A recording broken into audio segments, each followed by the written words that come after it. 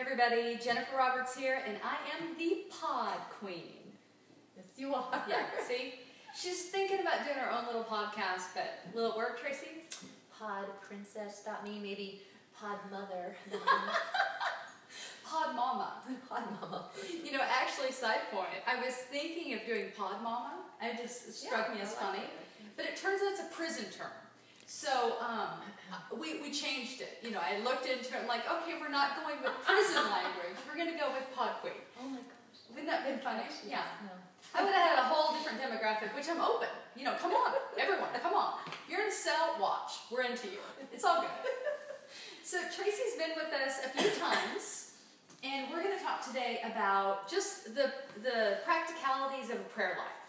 And, you know, sometimes I think there's like a concept of prayer that it's unattainable, that it's hard, that you have to change your voice, you've got to have a controlled environment, you know, like none like. Yeah. And that has never helped me. If I think about prayer like that, it doesn't feel like I can engage in it. Yeah. And so tell me how you approach prayer. What's your mindset? You know, I think for me, even you said that, I have got to talk to Jesus like he's real. Yeah. I mean, even when I was, long before living at IHOP, when I was little, I just think, I've got to talk. When I'm praying, why would I sound any different? Yeah. I mean, yeah, I've got to picture, like, and enforce myself to, like, even if I'm praying out loud, you know, I can remember, like, youth group as a little girl, like, holding hands or standing around and thinking about what I'm going to say out loud, what I'm going to say out loud. Yeah. You know, and then starting to say it out loud and going, who do I think I am? Like, who am I talking to? The room or Jesus? You know, oh, that's so good. So even to this day, like, even on the platform at IHOP, I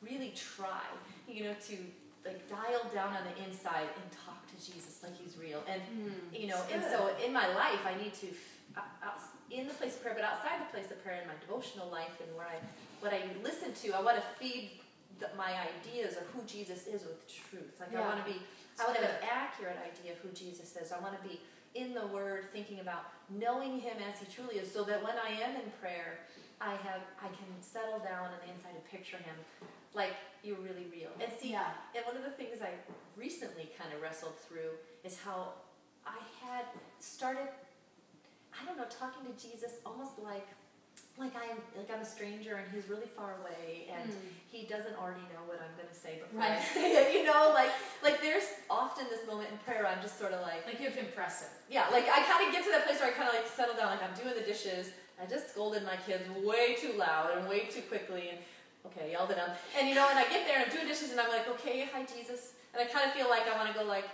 it's me, sorry, like, you know, you saw the whole thing, I don't even really have words, so I'm kind of just like I just picture him right there with me, and I mean, for real, if I'm gonna be, if I'm gonna be on the couch with Jesus like I am with you, yet He is the Creator, and He is the supernatural being, and He has all of that love directed at me in that moment. So good. And just, what is that? I don't know, it just affects my tone of voice. Right. I mean, sometimes with our children, we specifically address that. Like, it'll be dinner time, we're saying grace, and sometimes my husband will be like, whoa, honey, wait, just for a moment, pause, thank Jesus on the throne, creator of the universe, now talk to Him. You know, so that's a big thing that helps me settle down. And even getting into like silly repetition, like I already asked for this thing 3 times today, and do I really know that you heard me? And it's almost like I come back again going, no, help me. You know, like I say less words, because that's what you would say to your friend. I've already called you 4 times and asked you about this thing, but I come back to you like all-knowing Creator who loves you. So we approach Him like He's real, and like He likes us, and He wants to hear the sound of our voice. Yes, totally. And I have to admit, it's a rare time in my life as a mom that I have exorbitant amount of hours. And to have a whole hour, to have 40 minutes to sit with Jesus and just pray. And I mean, some of the things that help me even make the most of a 15-minute, half-hour devotional time with Jesus in my house is, it really does help to have music. To just use Bon Jovi, or I'm thinking maybe more like worship music. Okay. So it's different than like a disco. Okay. Yeah.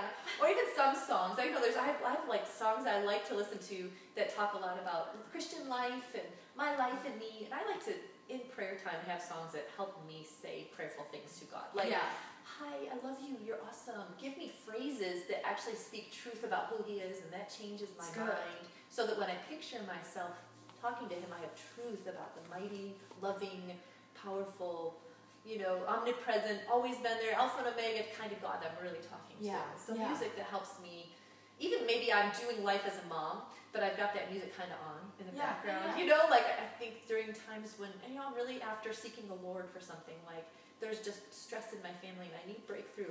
I don't necessarily have more hours in the day to sit and give myself to prayer, but getting in the habit of playing worship music changes the atmosphere of my home and my mind and the whole day. I'm doing the tasks that I know the Lord loves that I do when I'm, getting the children ready for school and I'm cleaning my house and I'm feeling his presence in that thing. The music, I can talk to him all the while. I can think about him being with me.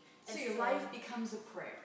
Totally. And that's the way I have to live. And I know that there's different things I can set up around my life that help me, like turning on music. Sometimes, if I as a mom, it's hard to fast sometimes, but I might say, today I'm going to just not have any coffee. And then all those times throughout the day when I wish I had a cup of coffee, I go, no, I'm not having coffee because I need you, Lord. I need more of you. So good, Tracey.